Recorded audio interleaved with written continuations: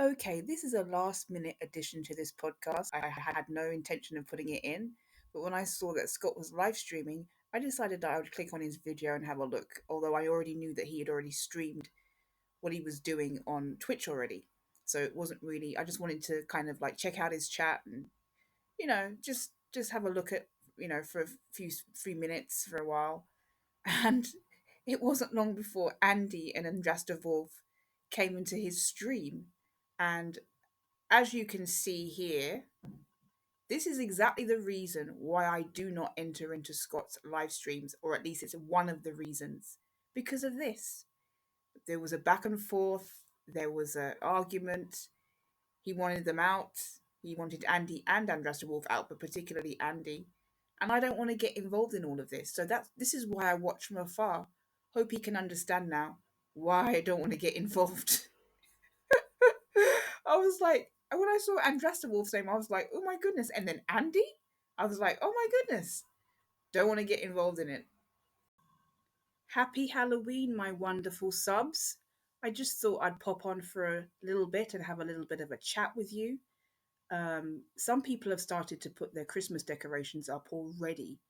And I think that I started to put my decorations up at the beginning of November last year, which is very early. Um, but some people have already started. And it's not, we just started, into the Halloween season. So people want things earlier these days, it seems. The election is coming up, which I'm very nervous about. Um, and there's just some other things that I wanted to talk to you about. I've discussed this with you on my channel, that I had somebody, well, a sub of mine had been pursuing me for many years and had developed a very unhealthy fixation with me over time. And every time I think that he's going to leave me alone like I've asked him to, every time I believe that it's going to happen, that I have hope, I get another comment or message from him. I got another comment from him the other day, and I just deleted it. Everything he sends me is just going to be deleted, ignored, deleted, ignored. Um, I don't understand his fixation with me and why he just won't leave me alone. And by the way, no, it's not Scott. This guy who's pursuing me um, started following me before Scott even knew who I was. So it's not him, and I just want to make that very clear. And he's not Super Bluffer either. I just want to make that completely clear. Um,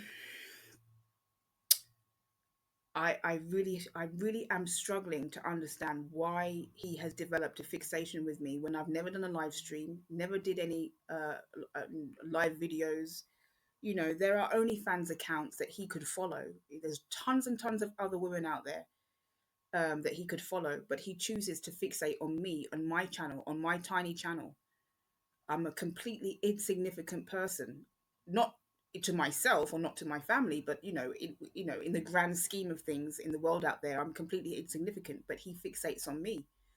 Um, we had a conversation before I told him. I tried different tactics. I tried ignoring him. That didn't work. Then I was more direct with him, and during being direct with him, and I said, it's time for you to leave my channel. It's time for you to stop this unhealthy fixation you have with me. He actually agreed. We had a conversation where he said, happy future, Sim. I'll leave you alone. I might come and say, I might come back at Christmas and say hello to you, but goodbye for now. And I knew that he was, at the back of my mind, I knew that he wasn't being honest, because I knew that, people who are obsessed, they just don't go away that quickly. You don't get rid of them that easily. So anyway, we had this great conversation where he was saying, happy future, Sim. I wish you well. He did say he would miss me, but I felt good about it. Had a conversation and we agreed that he would no longer contact me. I didn't want to hear from him anymore. 2 days later, after that conversation, he sent me a message, and it was a sob story message, and it was just to get my sympathy. That was the sole purpose. And I realized that I had trouble on my hands, that he wasn't just going to go away.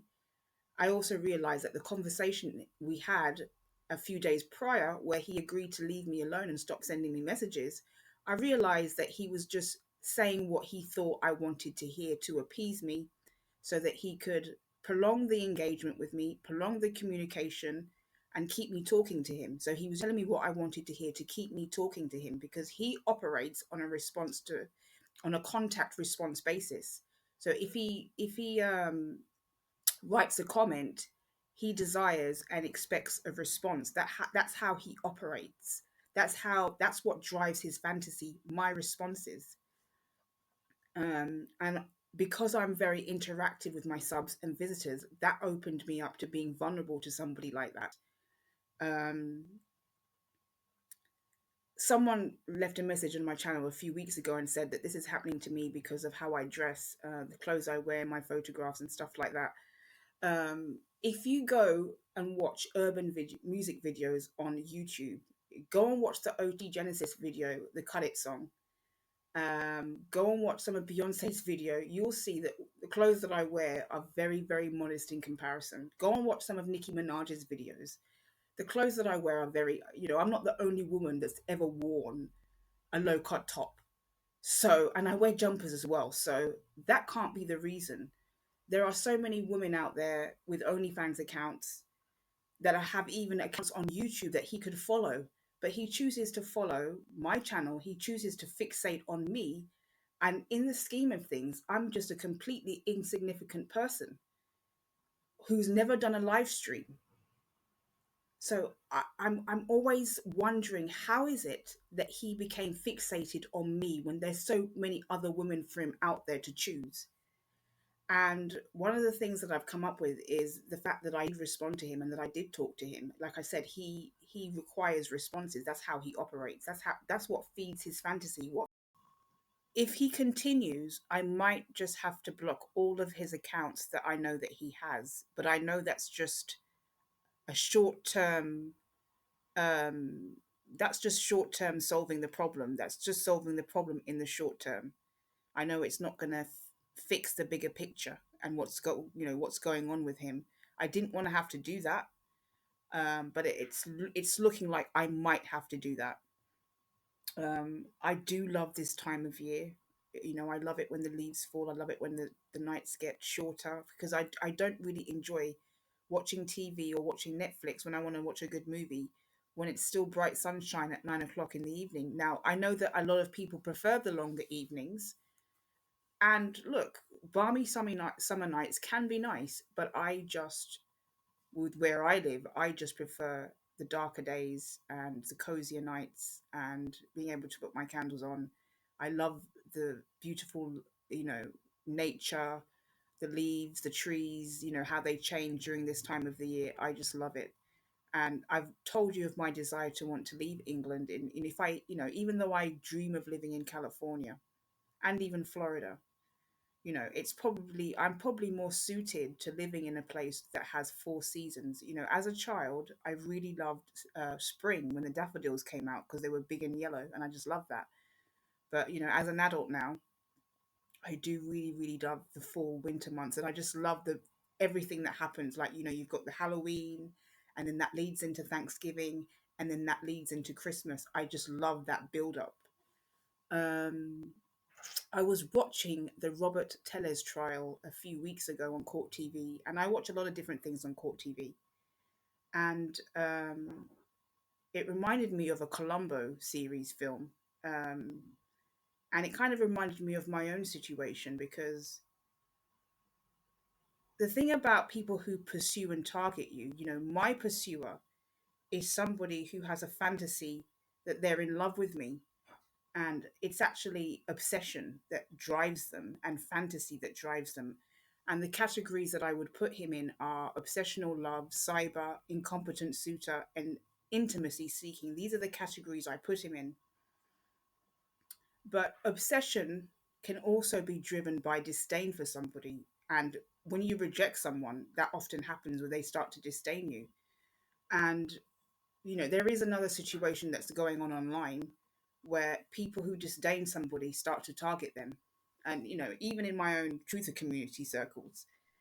Um, but in this case, Robert Tellez targeted somebody that had written a bad article about him. And that meant he wasn't going to be re elected. And that's what made him angry. And that's what made him obsessed with the person that he targeted. And that's what made him pursue this person. But the person had no idea that there was this built up resentment inside of Robert Tellez that made him a target. He had no idea what was coming. And I think in this situation that I'm going through now, it's probably best to try and stay aware of our surroundings and aware of what's going on and read the signs. Read the signs. There's things that I just didn't take seriously. Like he would tell me, I'm not going anywhere. And I just thought he meant that he was going to always support me. He would say, he started asking me in recent weeks what I thought of him. You know, who says that? Who would go to a creator's channel and ask the creator what they think of them? He would ask me, what do you think of me? And there were just subtle signs that I just ignored. Obviously, I knew something was off because that's why I stopped responding to him after a while. But I didn't realize the depth of fixation that he had. And that's what this type of person, this is what obsession is and, I don't really want to say the word, encase it in that word that begins with S and ends with G. But that's what it is. It's a preoccupation, an unhealthy preoccupation and fixation with somebody. That's what I'm going through. England is a beautiful country with lots to do and see. London is one of the greatest cities in the world. I would never ever say that this isn't a great country, but I do want to move abroad. I've lived here for quite a while, and I would like to. I've lived in Hampstead. I've lived in the Totteridge area. I was raised in Buckinghamshire. I've lived in Surrey as well.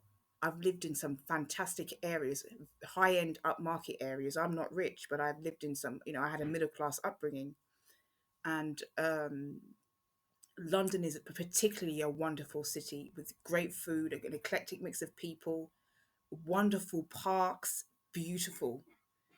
Um, but I would like to leave, and the election is coming up, and I'm biting my nails. There's relatives I have in America who are Trump supporters, so I've got Trump supporters in my family. My aunt is a Trump supporter, and there's relatives that I have that don't want Trump to win at all. They want Kamala to win, and I can't call it right now. I can't call it. I really can't call it. But I'll end this with some spooky stories. I'll start with Michael Jackson's Thriller video, which is just a video that I appreciate. It just ages like fine wine. I just love it. I just watch it every year during this time, and it just starts with the. I just love how it starts. You've got this kind of romantic start, innocent love, and everything starts out. It's like this. The what do you say? The silence before the storm, and he asks her to be his girlfriend, and then before she knows it, he's turning into a werewolf before her eyes, and she starts standing there just screaming. Look, if I was the girl in that video, I would have been running from the moment he looked up at me. I was the fastest runner in my school.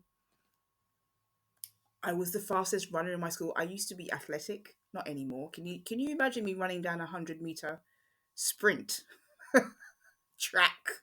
That would be hilarious.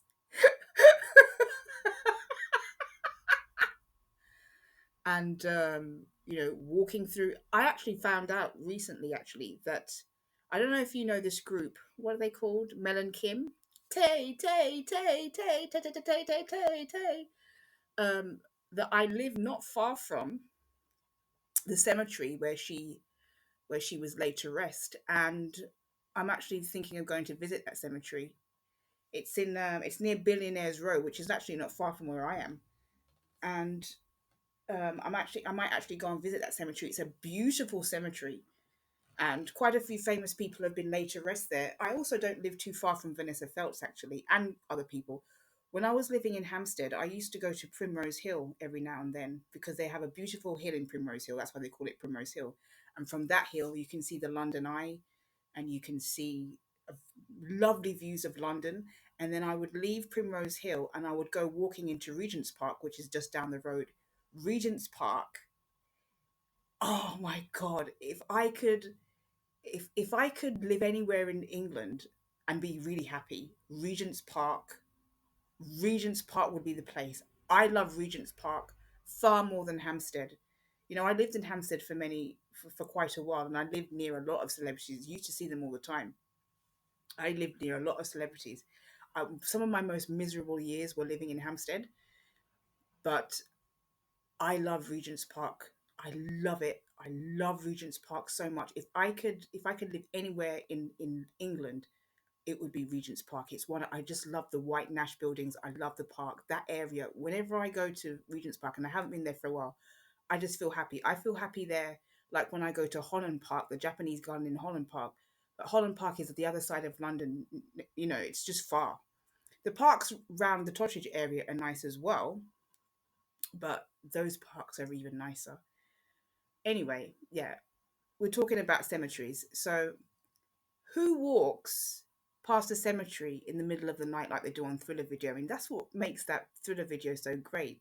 The iconic landmarks, the things that they do, the spookiness, and then the haunted house in the end.